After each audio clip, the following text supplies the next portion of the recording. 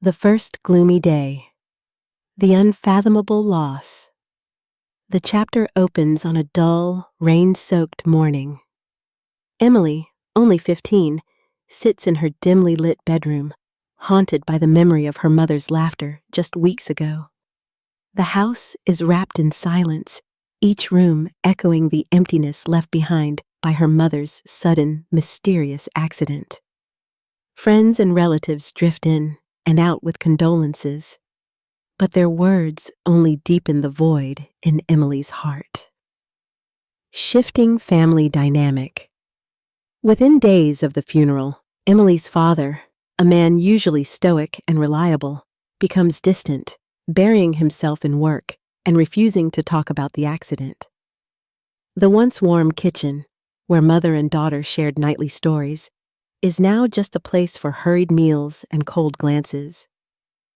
The family dog, sensing the change, whimpers and hides under the table more than usual. The shadow of a newcomer. Unexpectedly, Emily's father introduces a poised, sharply dressed woman named Lan as a guest in their home. Lan's presence is odd. She moves with quiet confidence and offers sympathy with a strange chilliness. She quickly establishes herself in the household, rearranging furniture and routines for the sake of order, as she calls it. Lan begins to cook meals, take over basic chores, and make subtle comments about Emily's lack of discipline, even on the first day. A sequence of unsettling changes. Lan starts enforcing new rules, like strict dinner times and the requirement to check in before leaving any room. Family photos of Emily and her late mother are quietly replaced with generic landscapes or pictures where Lan is newly present. Emily notices her father's attitude shift. He seems grateful for Lan's help and doesn't question the speed of these changes. Emily's heart sinks as she realizes her father might be welcoming this woman not just as a guest, but as something more permanent. Emotional isolation. At school, Emily struggles to focus, her mind replaying the accident and her mother's final moments. She tries to reach out to friends, but finds it hard to explain the suffocating atmosphere at home. Teachers comment on her distraction, and her closest friend, Sarah, notices the tired look in Emily's eyes. When Sarah tries to visit, Lan firmly insists that Emily needs rest and discourages further visits. Growing sense of unease. Emily senses an invisible wall rising between herself and everyone she loves. Small things vanish from her bedroom, like her mother's hairbrush and favorite mug. She catches fleeting glances between Lan and her father, filled with meaning Emily doesn't fully understand, but instinctively mistrusts. By the chapter's end, Emily lies awake in bed, feeling not only grief, but the creeping dread that her life as she knew it is coming to an end, replaced by a colder, harsher reality under the control of this enigmatic new woman. Silent darkness, a home, no longer safe. The once cozy house now feels like a hostile territory. Over the following weeks, Lan's quiet control starts tightening. The familiar spaces that once brought comfort, Emily's pastel-colored bedroom, the nook by the window where she used to read with her mother, start to feel invaded. Emily discovers her childhood keepsakes carefully boxed up to clear the clutter. She's no longer free to walk around the house without Lan seemingly emerging from the shadows, asking where she's going or what she plans to do. In forced isolation, Lan's rules become more rigid and suffocating. Any outings must be personally approved by Lan, including activities Emily once enjoyed, like art club or meeting up with Sarah.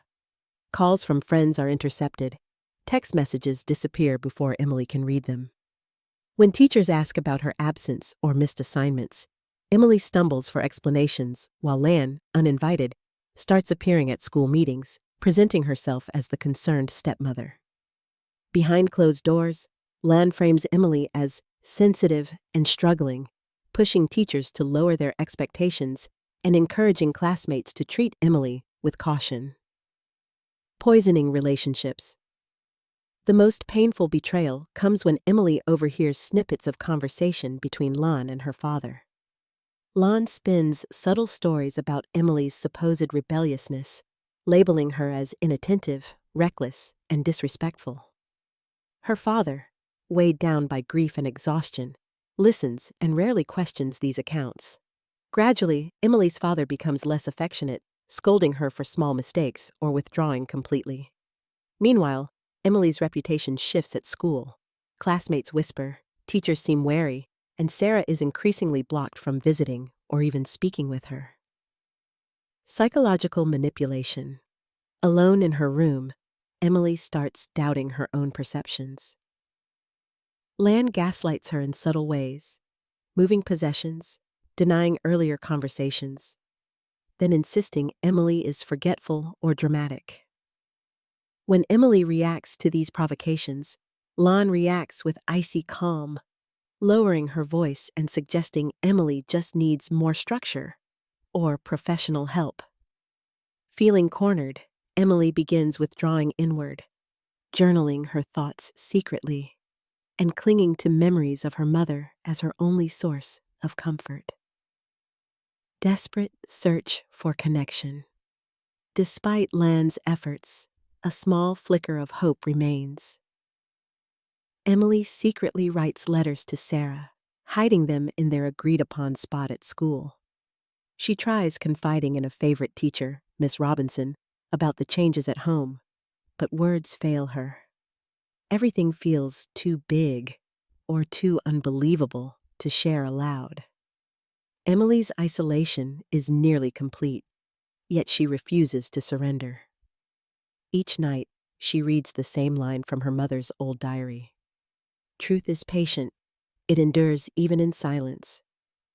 This gives Emily the courage to keep seeking glimmers of truth, even in the darkness. Prison.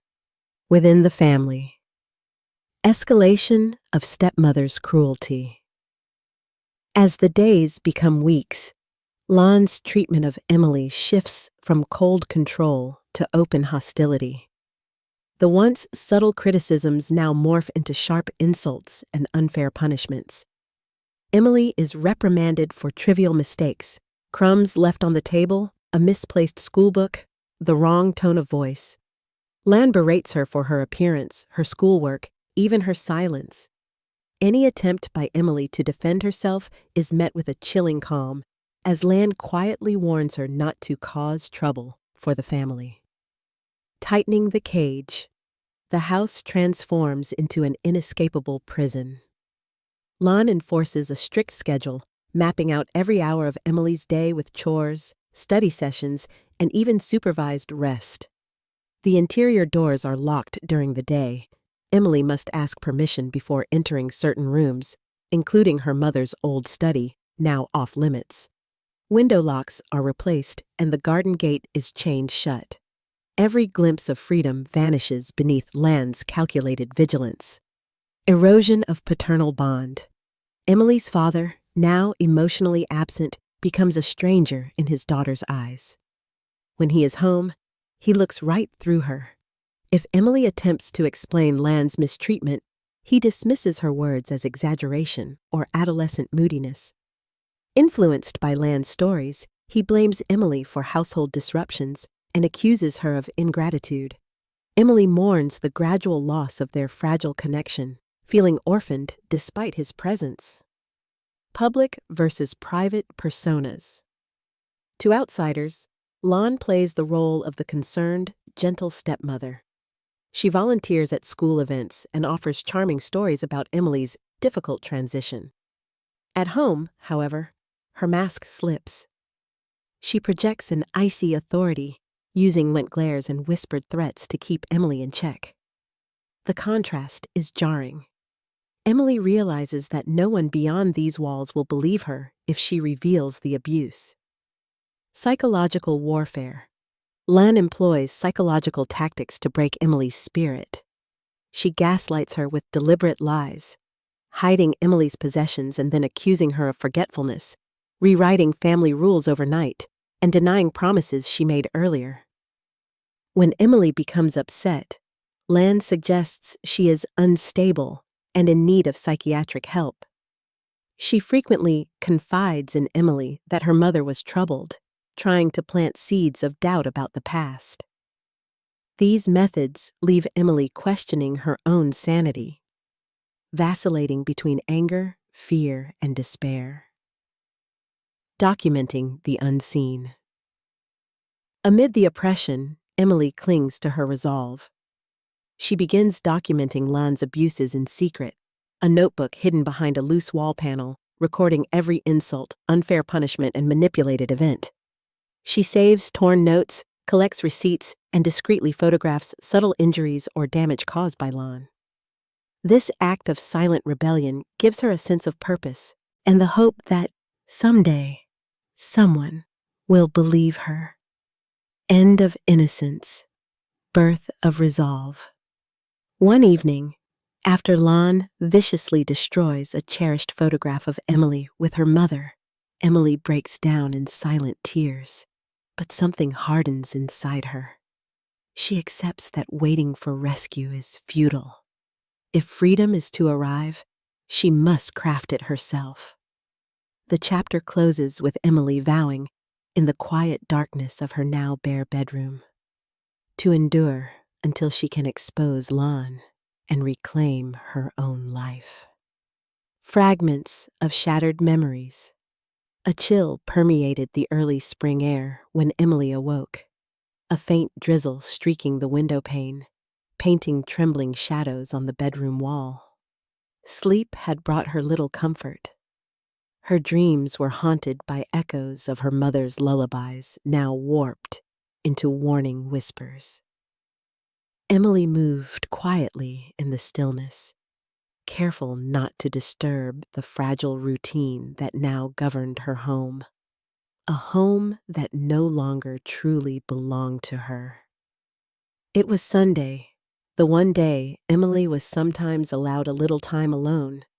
Lan had taken her father out under the pretense of running errands, instructing Emily to finish her homework by the time they returned. But instead, after a few quiet moments at her desk, Emily's gaze fell on a small, battered jewelry box, her mother's. Surreptitiously, she retrieved the box from the back of her closet, where she had hidden it after Lan started rearranging irrelevant keepsakes. Emily's fingers trembled as she turned over each trinket and photograph inside, piecing together fragments of warmth.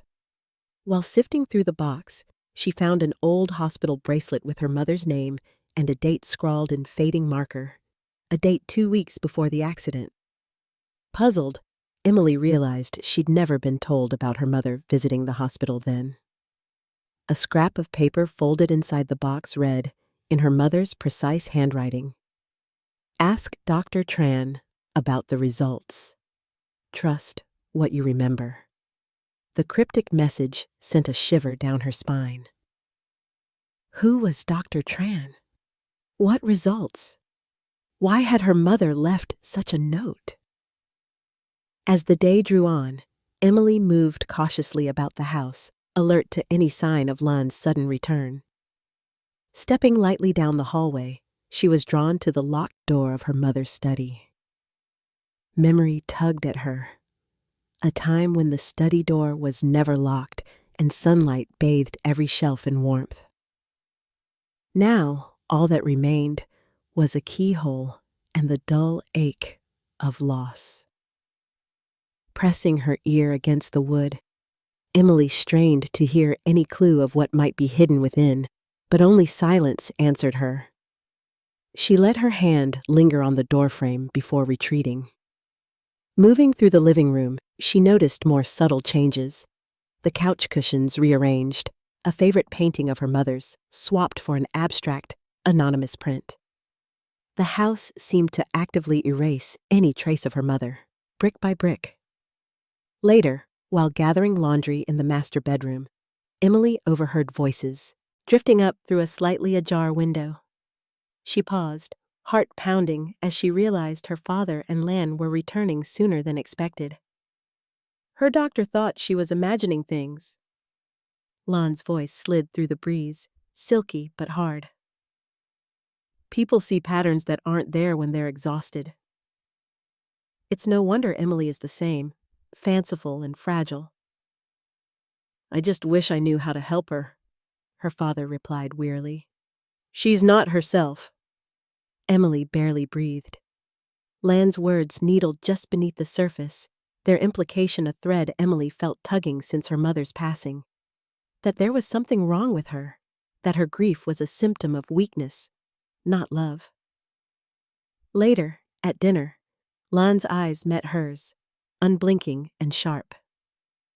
You should spend less time alone, Emily. You have too much time to imagine things. Why don't you bring me your phone this evening for safekeeping? Emily nodded silently, masking her resentment with practiced passivity. After the dishes were cleared and Lan retreated to the study, now hers alone, Emily slipped outside for a moment, shivering in the drizzle as she tried to collect her thoughts. What else had been hidden from her? Why did the mention of imagination trail through both her mother's and Lan's words? Emily remembered the yellowed manila envelope tucked in her father's desk.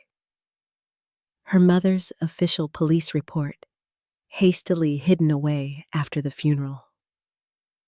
That night, when everyone was asleep, she crept to the study door. The lock was new, but impatient and anxious, she noticed that the screws were loose. Using a hairpin and gentle persuasion, she nudged open the door just enough to squeeze inside. The scent inside the study was unfamiliar. Lan's perfume mingled with stale paper.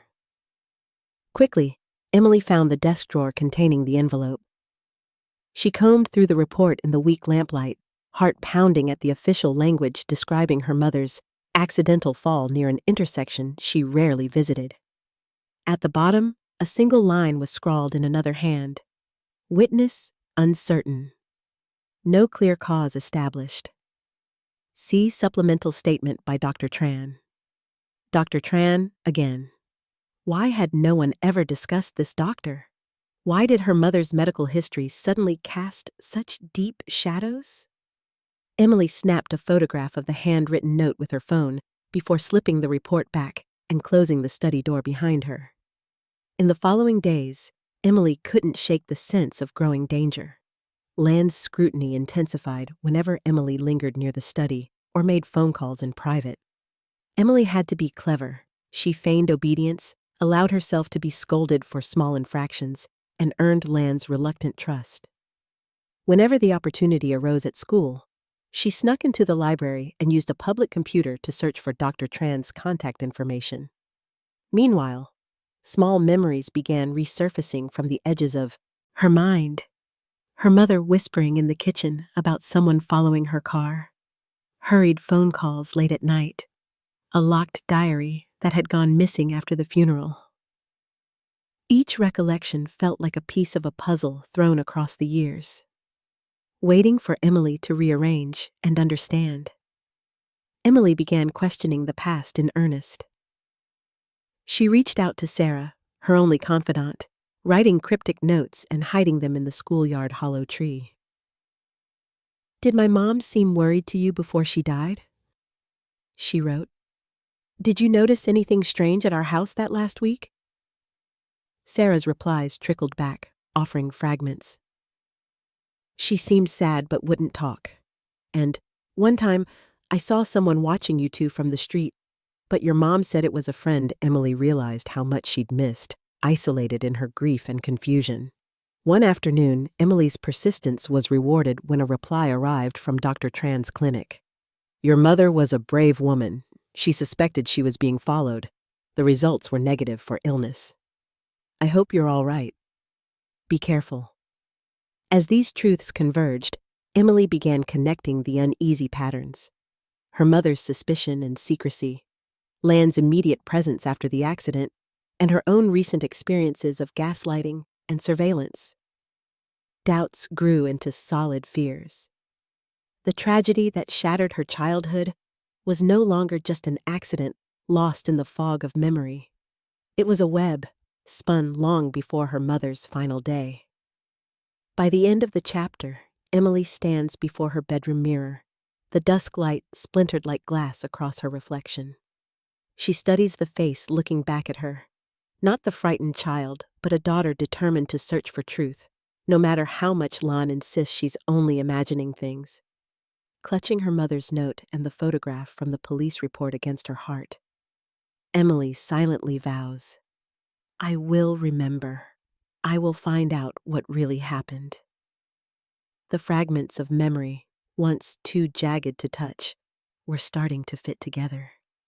But as she blew out her bedside candle, Emily knew that each answer would only lead to more dangerous questions. And somewhere in the gathering dark, Lan's footsteps echoed softly down the hall. The beginning of the counterattack. When Emily awoke the next morning, for the first time in months, she felt something stir inside her besides dread.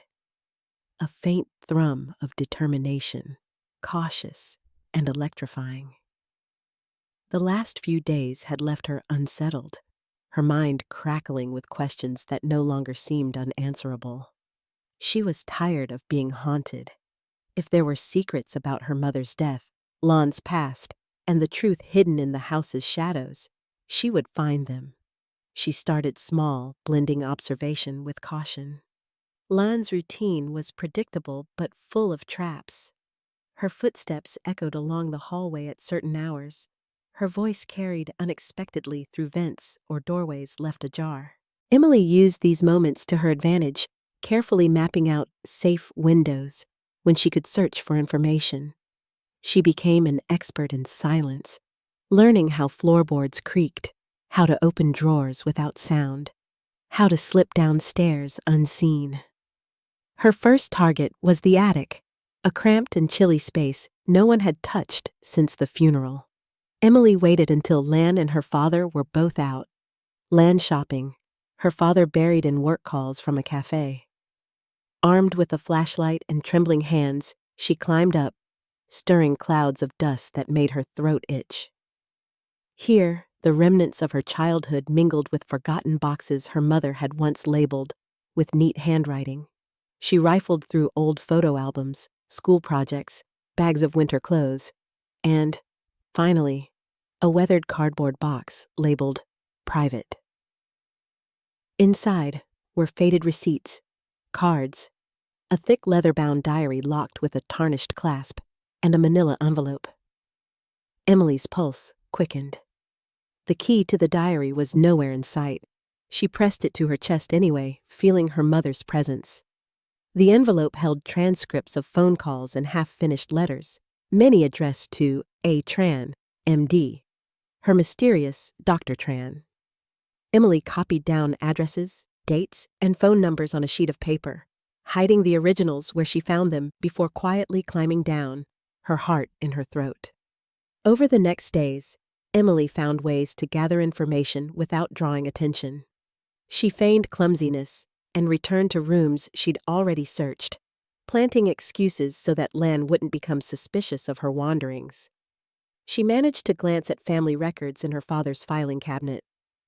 A quick search revealed nothing unusual, but then she discovered some documents had been removed, leaving torn edges and telltale gaps in the folders about her mother's insurance policies and medical files. It was clear someone, almost certainly Lan, had already tried to cover her own tracks. At school, Emily became more adept at subtle communication. She recruited Sarah with coded notes, written using in-jokes and references only they understood, keeping their contents hidden even if intercepted. With Sarah's help, she learned how to access public records discreetly at the library. There, she scoured online archives for accident reports, news clippings, and any mention of Lan prior to her arrival in their town. What she found disturbed her. Lan's name appeared in a minor police report from a city 3 hours away. An altercation at a hospital. Details omitted due to lack of evidence. There were whispers in old news forums about unsettled business and an abrupt move following a tragedy involving a patient she'd visited. Emily copied every link, determined to verify each puzzle piece. Still, she maintained her act at home. To Lan and her father, she became the picture of obedience, meek, withdrawn, fragile. She responded to Lan's thinly veiled insults with bowed head and quiet compliance. She completed her chores ahead of schedule, agreed to her phone being held for safekeeping, and left doors slightly ajar to prove she had nothing to hide. This performed helplessness lowered Lan's guard. The stepmother began making calls within earshot, whispering less, and sometimes even leaving her laptop open while she stepped out of the room. It was on one such afternoon that Emily discovered an encrypted file on Lan's computer, labeled innocuously as Finances 2019. She didn't have the password, but she snapped a photo of the file tree and noticed several deleted folders with similar names. This further confirmed her suspicions that Lan was hiding not just motives, but proof of past connections and possibly financial incentives tied to her mother's death. But caution was crucial. Emily was careful not to act abruptly. She kept her secret notebook hidden behind the loose wall panel, documenting each discovery, dates, dialogue, behavior shifts. She even began collecting scraps of fabric and hair from her mother's old hairbrush, uncertain what they might prove, but unwilling to leave any detail unexamined. Each day, she reviewed her findings, looking for patterns, gaps, or contradictions. Her old sense of helplessness was replaced by a methodical hunger for truth. Her efforts weren't effortless. There were close calls. One afternoon, while examining the back of a kitchen drawer lined in peeling paper, she felt eyes on her and turned to see Lan standing in the doorway, her expression unreadable. Emily smiled as best she could, inventing an excuse about searching for an old cookie cutter. Lan's nod was slow and deliberate, a warning not to overstep invisible boundaries. In another instance, Emily tried to call Dr. Tran's clinic from a school payphone, disguising her trembling voice. The receptionist at first refused to provide any information, citing privacy, but Emily persisted, posing as her mother's daughter seeking closure. The woman's tone softened. "Dr. Tran has always said your mother was one of our bravest patients," she offered. "But I can't help more over the phone." "Maybe you should arrange an appointment," Emily made a note to try again. Perhaps she could enlist Sarah's parents for a ride, pretending it was a checkup. Emily's father remained oblivious, lost in spreadsheets and emails, but she noticed increasing tension between him and Lan. Their polite exchanges turned sharper, their silences longer. More than once, Emily saw her father looking at an old photograph of her mother with an ache in his eyes, but he would quickly turn away. For her sake, or to avoid his own guilt, Emily didn't know. As the week drew to a close, Emily's collection of evidence had grown, but so had her anxiety. Each tiny victory was shadowed by a sense of danger. Lan was sharp, and if she suspected something, the consequences could be dire. Still, for the first time in over a year, Emily felt agency returning, her grief channeling into a quiet, growing rage. When she knelt at her bedroom window that night, listening to the spring rain, she held her mother's locked diary and whispered, "I won't forget you, Mom. I promise." Looking back into the darkened yard, Emily realized her quest had only just begun. But already, she was no longer just a victim. The counterattack had begun in earnest, one quietly seized moment at a time. The sweet trap. The days after Emily's quiet resolution began with an unusual sense of purpose. Every gesture, every word spoken in the house became part of a silent script, each one carefully considered for what it might reveal or conceal. Lan, satisfied by Emily's recent submission and apparent compliance, had let her guard down ever so slightly. It was all Emily needed. What Lan saw as resignation, Emily knew was strategy. Emily's plan hinged on convincing Lan she was not a threat. She doubled down on the persona Lan expected: timid, apologetic, unfailingly polite. She let Lan see her struggle with assignments and household chores, fumbled intentionally when asked questions at dinner, and dropped her gaze demurely during routine scoldings. When Lan criticized her for forgetting a chore or misplacing an object, Emily appeared to wilt, muttering apologies and promising to do better. Her stepmother's eyes gleamed with quiet satisfaction, never suspecting that Emily was watching, cataloging, waiting. Underneath the mask, Emily's mind raced.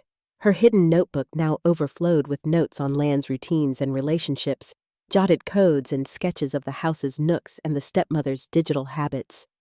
Each night, huddled beneath the covers, she reviewed possible antagonists, weak spots, and the evidence she had gathered. The odd insurance paperwork, the encrypted computer files, Lan's whispered phone calls, the mysterious connection to Dr. Tran. But solid, incontrovertible proof eluded her. If this trap was to work, she'd need more. Something Lan would never realize she was giving away. Planting the seeds. Her opportunity came quicker than expected. Over breakfast one morning, Emily meekly asked, "Could you help me with some forms, Lan?" "My history teacher wants your signature for a project next week." Lan, always eager to insert herself into Emily's school affairs, agreed readily. As they sat at the kitchen table, Emily watched Lan's hands glide over the papers. It was then that she asked, as innocently as she could, "Do you remember much about Mom's accident?" "Sometimes I just really wish I could talk to her doctor." "What was his name?" "Dr. Tran?" A flicker of something, unease, calculation, flared in Lan's expression, but she covered it quickly. "Oh, let's not dredge up painful memories, sweetheart. Your mother's gone, and it's best we focus on the future." Yet as she signed the paperwork, Emily noticed a subtle tremor in the woman's hand. That was all the confirmation Emily needed.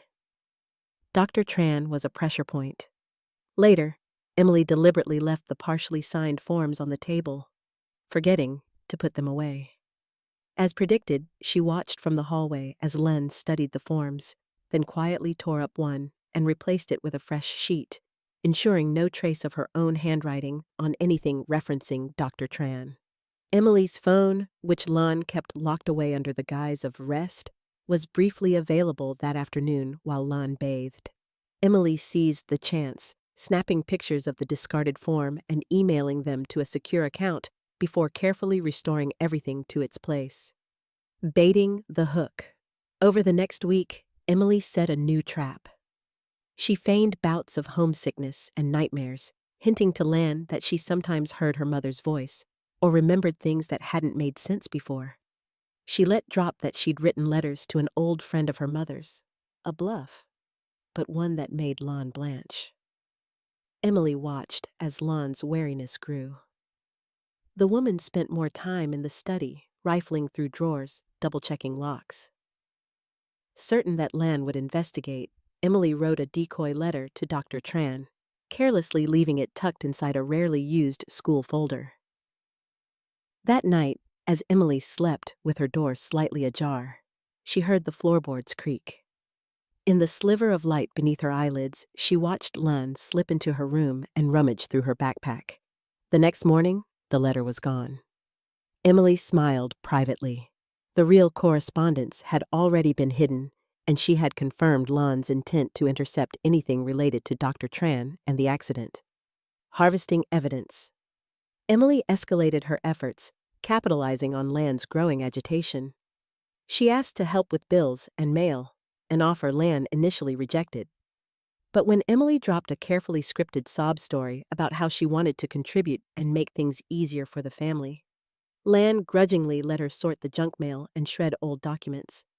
It was here, digging through piles of bills, that Emily found a recent insurance document, one with an addendum dated just 4 days after her mother's death, bearing Lan's signature as a witness. Emily scanned the document into her secure online folder, her hands shaking. This was the kind of proof authorities would take seriously. Emily also noticed a pattern of late-night phone calls made from her father's office. The line itemized monthly on the landline bill, Most calls were placed to a single number. One Emily had already linked to Lan's supposed friend in the city where the suspicious hospital incident occurred. Quietly, she phoned the number from school, letting it ring twice before hanging up. The next day, Lan questioned her father about missed calls. He was baffled. Emily now had evidence that could establish Lan's connections to events before and after the accident. Setting the final snare. The last and riskiest move required Emily to lure Lan into revealing her true self. Knowing her stepmother's temper only frayed when she felt entirely in control, Emily created a crisis. She told Lan that the school counselor wanted to interview all parents and guardians following a routine wellness survey. Emily watched Lan scramble, inventing stories about her own background and rehearsing what to say. Emily made sure to mention that the counselor had a list of their family's recent emotional events, a lie that left Lan anxious and distracted. On the morning of the supposed interview, Emily hid a voice recorder in her backpack, hidden in a zippered compartment. Before they left for school, she provoked Lan just enough, asking about the insurance, mentioning the doctor, implying she had shared things with the counselor. Predictably, Lan snapped, unleashing a venomous tirade about ungrateful children, useless investigations, and the futility of finding the truth. The recorder captured every word, including a partial admission that, "It's your own fault for digging. Some questions are better left unanswered. Your mother never listened either." After school, Emily uploaded the file to her secure account. By now, she had assembled a digital trove of documents, recordings, photographs, and witness connections. Her trap was set. Whatever warmth or safety the house once held was gone, but so was her helplessness. She walked to her room with quiet triumph, knowing the balance of power had finally begun to shift. Lan, unaware that the sweet trap she had entered was of her own making, bustled through the evening in high spirits, thinking Emily tamed and the past buried for good. Emily, curled on the window seat with her mother's diary, no longer feared the night or the secrets it tried to hide. The time for truth was coming. Fatal night. The day unfolded under a restless sky, heavy with spring thunder. Emily watched the dim light shift across her bedroom wall, her heart beating out a rhythm of anticipation and dread. Everything she had gathered, the documents, recordings, photographs, all that silent labor, came to a head tonight. She had lived so long in fear that it felt almost unreal to imagine an ending. But the time for caution was over. Her evidence was ready. Her counterattack, weeks in the making, would become real before the night faded.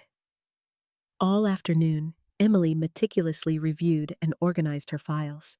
She encrypted the most damning pieces: insurance addenda, voice recordings, the digital audit trail leading from Lan's old aliases to her phone calls, and the signed witness statements. She made duplicates and uploaded them to secure cloud storage, emailing a sealed link to Sarah as a safeguard. Another copy she saved onto a flash drive, taping it behind her old headboard beneath a loose board, just in case. Her father was distant that evening, devouring emails with forced concentration, as if he could block out the wait between them with work. Lan, on the other hand, moved through the house with a brittle cheer. She hummed softly while preparing dinner, set the table with suspicious precision, and spoke in a tone just too bright, as if she sensed a storm but refused to acknowledge it. Emily, perfectly cordial, helped with the dishes, careful not to break her mask. Every move, every word was calculated. She could not afford a single misstep. After dinner, Emily excused herself to her room under the pretense of needing extra study time. She locked the door, heart hammering, and pressed send on a pre-written message to the local police tip line and to her father's personal email. The message read, "Please read this and check the attached files before confronting anyone. I'm in danger. Everything after Mom's accident has been wrong. Lan is not who you think she is. She attached the voice recordings, the insurance document scans, and a copy of the hospital report referring to Dr. Tran. Within minutes, she saw the status change to delivered. She waited, unable to sit, her skin prickling with adrenaline. The wind had begun to howl, rattling the eaves, echoing the worry inside her. Emily bit her lip, fighting memories of other stormy nights. Her mother's old stories, her laughter, the feeling of being safe. Tonight, every shadow seemed poised to leap. If Lan discovered any of this before things were in motion, there'd be no mercy.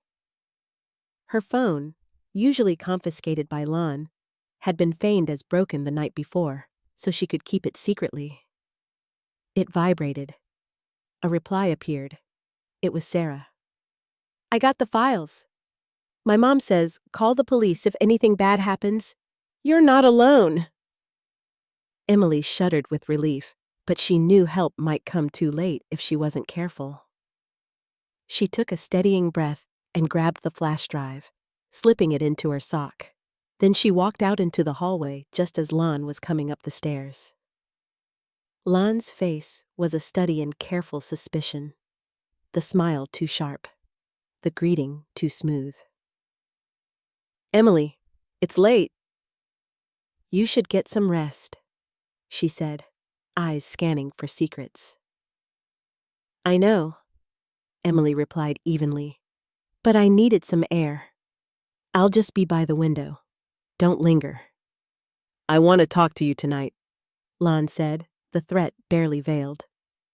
Emily nodded and moved to the landing window, heart racing. Below, her father paced the kitchen, still glued to his laptop. Thunder rumbled, and for a moment, it seemed everything in the house held its breath. Suddenly, footsteps thundered up the stairs. Before Emily could react, Lan flung open her bedroom door and stormed inside, a file folder clutched in her hand. "Where did you get these?" Lan demanded, waving the printouts Emily had sent to her father. Her eyes glinted with fury, her lips narrowed into a cruel line. All pretense was gone. Emily faced her, forcing herself not to shrink away. "You never expected anyone to look closely, did you?" she said softly. Lan's composure cracked. "You're a foolish child. Do you know what you've done?" "I've told the truth." "And the police will have it all," Emily answered, voice trembling but steady. For a moment, the hallway seemed to tilt, Lan looking ready to strike, Emily holding her ground. But just then, her father's footsteps sounded on the stairs. He appeared in the doorway, holding his phone, as bewilderment and horror played across his face. "Lan, what is all this?" he asked, his voice raw. Lan turned on him, sharp as shattered glass. "She's lying." "She's unstable. You know that. She's been making things up for months. Your wife was sick, and now your daughter is following in her footsteps." Emily stepped between them, thrusting the flash drive at her father. "Dad, look at what's on this. Please. I'm not crazy, and neither was Mom. All those things that didn't make sense. The way Lan arrived, the insurance changes, her stories, they're all lies. You have to believe me. You have to look in the chaos." Her father hesitated, phone in one hand, flash drive in the other. The storm outside was matched only by the storm inside, years of suppressed grief and denial roaring to the surface. Lan lunged forward in a final outburst, shrieking, "You're destroying this family." "Just like your mother did, always digging, never letting go." Before she could do anything more, the wail of sirens echoed through the wind, flashing blue and red lights dancing across the rain-splattered windows. Sarah, true to her word, had called for help. Police officers burst through the front door, radios crackling. "We have a report of domestic endangerment," Everyone, where we can see you. Two officers restrained Lon as she screamed protests, her mask gone for good. Emily clung to her father, sobbing as he finally hugged her back, his hand shaking. As law enforcement collected evidence and statements, the truth spilled out with the floodwaters outside. The officers compared dates, analyzed signatures, checked the hospital tips, and pieced together evidence against Lan. Emily's father read each document and listened to her captured recordings, shock and regret weighing on him with every passing minute. By dawn, the fatal night was stripped bare. Lan was taken away in handcuffs, her wild threats echoing down the empty hall. The house was lit with the flashing blue of police, not the sickly yellow of old secrets. Emily sat on the stairs, wrapped in a blanket, her father beside her, both of them shaking in the aftershock. For Emily, the battle for truth had ended. The fight for healing would only just begin. The truth, exposed sunlight, broke through heavy clouds for the first time in weeks, spilling across the living room carpet. The house itself seemed changed, emptied of menace, but burdened by the scars of all that had happened. Emily sat at the kitchen table, hands wrapped around a mug of untouched tea, staring into the watery reflection. When the police had taken Lon away in the stormy hours before dawn, the real ordeal had only just begun. That morning, the house was a flurry of activity. Detectives and social workers busied themselves gathering evidence, photographing rooms, and collecting statements. Emily answered their questions carefully, her words precise, her memories raw. She described, detail by detail, the months of control and fear, the missing mementos, the surveillance, the gaslighting, and finally, her mother's last days. With each answer, Emily felt pieces of her long-buried grief stirring awake, no longer festering in secrecy, but given voice in the open. Her father, shaken and haggard, hovered at the edge of every conversation. He lingered in the hallway or hovered outside the living room, listening as officials gently probed. For hours, he said almost nothing, the evidence pressing in against a wall of shame and confusion. Only when Emily, exhausted, laid her head on his shoulder did he return her touch. They cried, silent and entwined, the first honest embrace in what felt like years. The days that followed slid by in a blur. News of Lan's arrest quickly spread through town, a source of shock, whispers, and quiet sympathy at school. Sarah was the first to visit, folding Emily into a fierce hug that said more than words ever could. Teachers and counselors reached out, their compassion genuine now that the full picture was beginning to emerge. Even so, gossip and stares followed Emily through the halls, the taste of pity and curiosity uncomfortably sharp. Meanwhile, the investigation deepened. The detective assigned to the case, a calm woman named Officer Chen, visited several times. She meticulously reviewed Emily's digital evidence, including the cell phone recordings, insurance documents, and correspondence with Dr. Tran. More startling discoveries came to light. Financial records revealed that Lan had taken out secret policies in the months before Emily's mother's accident, designating herself as beneficiary under forged signatures. Witnesses from Lan's past, uncovered through the address Emily had found, gave statements about similar behavior, stories of manipulation, abrupt departures, and coincidental tragedies in places where Lan had once lived. Soon, a new phase began. The court proceedings. The county courthouse loomed large and impersonal, its echoes unfamiliar and cold. Emily, accompanied by her father and a kindly court-appointed advocate, took her place as the key witness. Testifying was harder than she had ever imagined. The defense tried to cast doubt on her story, suggesting she was traumatized and confused. But Emily spoke with clarity and strength, recounting each incident, the strict rules, psychological games, the suspicious insurance addendum. the erased messages, the whispered threats. The evidence was presented, her recordings, the forensically examined files, her photos of bruises and documents. Every time Emily wavered, she thought of her mother and the vow she'd made in the darkness. I will remember. I will speak. Lon, now a shadow of her former self, sat across the courtroom in a prison uniform. Her mask was gone. During moments of testimony, Lon would glare hatefully, but her attempts to manipulate, the tears, the denials, the blame, fell flat. Under cross-examination, inconsistencies and lies in Lan's accounts unraveled. Experts confirmed the forgeries and analyzed the digital trail tying Lon to surveillance and interference in medical and financial records. Perhaps the most harrowing moment for Emily was when she was asked directly why she hadn't come forward sooner. She gripped the arm of the witness stand, knuckles white. I was afraid. I tried to tell people, but no one could see what was happening. I started to doubt myself, but I made a promise to my mom. I had to keep looking until someone believed me. Witness after witness took the stand. Sarah, who described being kept away and intercepting Emily's secret notes. Ms. Robinson, the teacher who saw the change in Emily and had begun a paper trail of concern. Doctors who spoke of her mother's fear and requests for records that never reached their destination. Dr. Tran's written deposition described Emily's mother as lucid, worried for her life, and showing no medical signs of instability.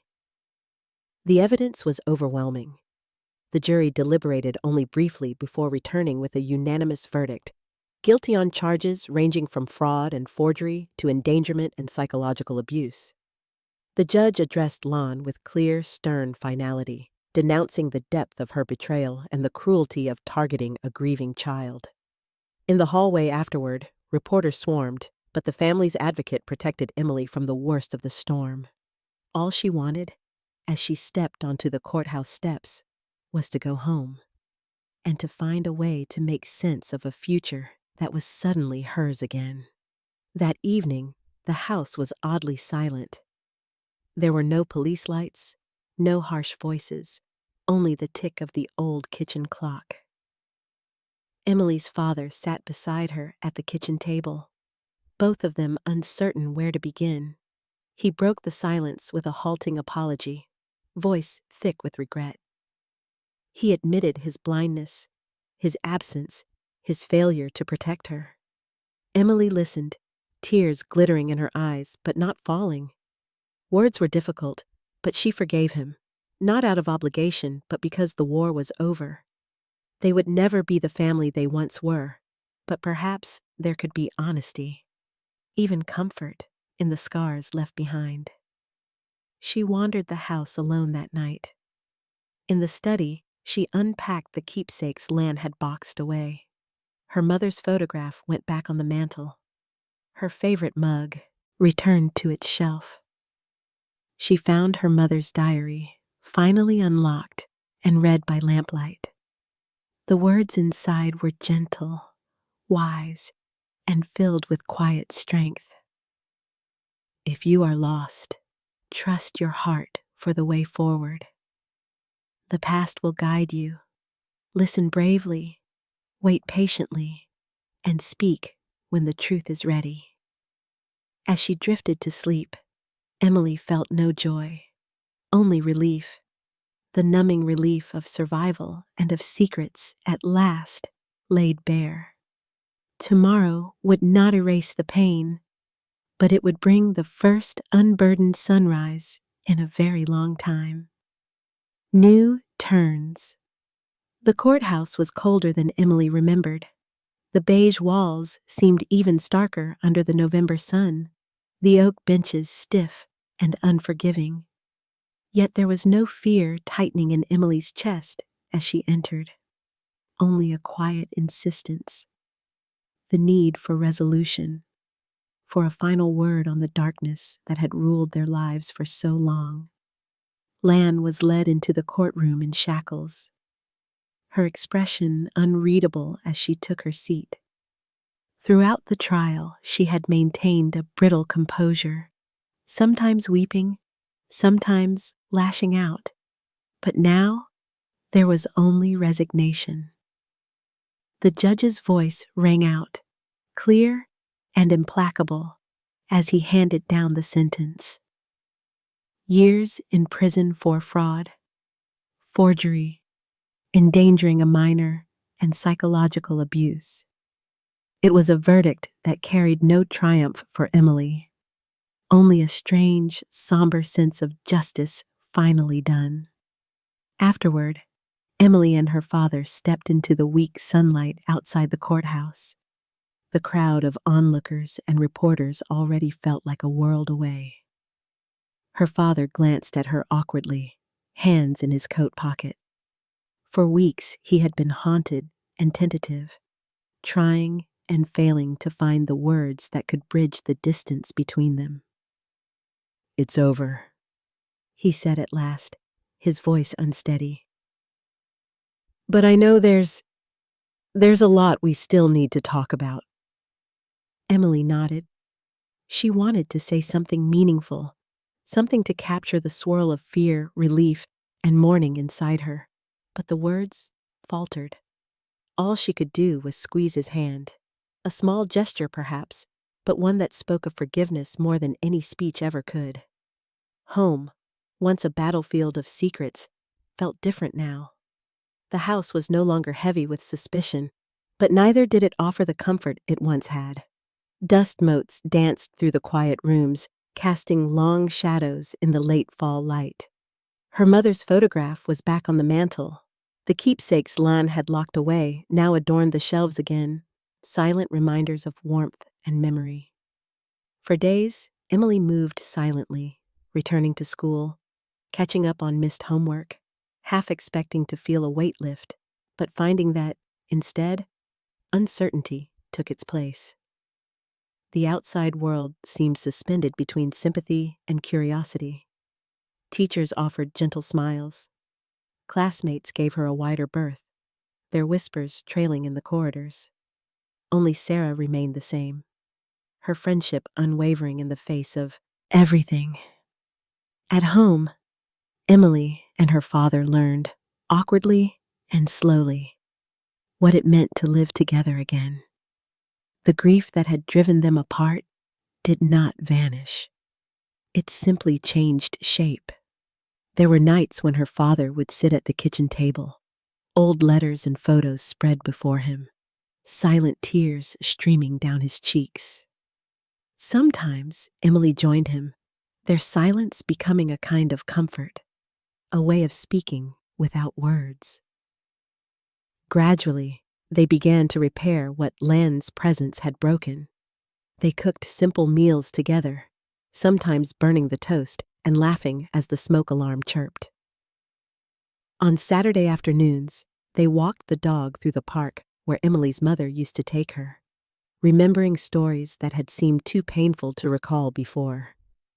Little by little, they reclaimed routines, her father remembering to ask about her day, Emily no longer shrinking away when he reached out to hug her. Therapy was suggested by the social worker, and Emily was reluctant at first. The idea of laying bare her thoughts to a stranger filled her with anxiety. But after the first hesitant session, she realized that naming her fears and guilt aloud made them appear smaller, more manageable.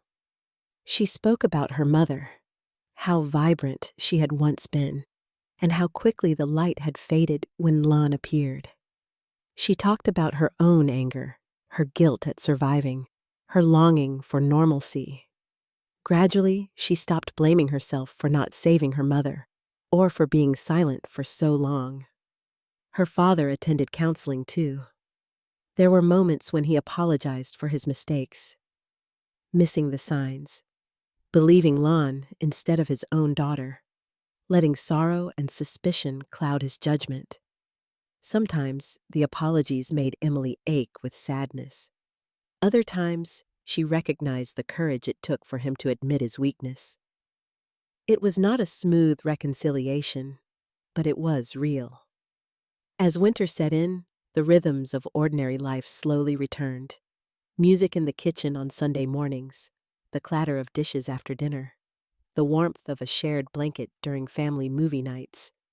Emily excelled in her classes again, her teachers remarking on her new focus and tenacity.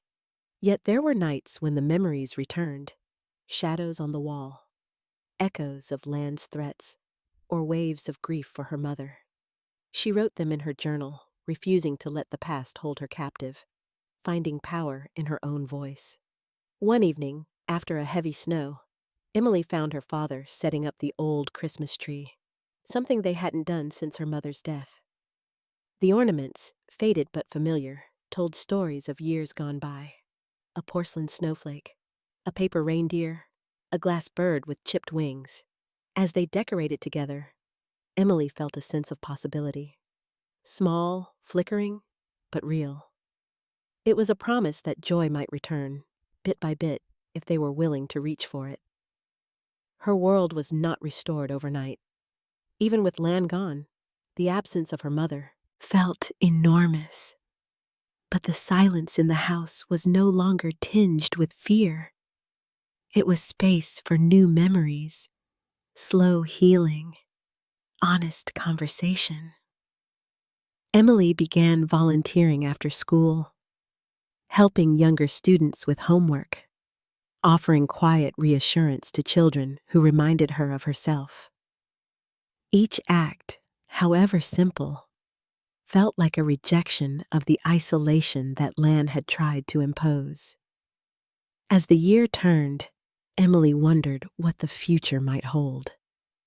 College and independence seemed closer now, yet less frightening. She saw her own resilience, the way she had fought for truth when no one listened, not as a burden, but as a new beginning. There would always be scars. She could accept that now.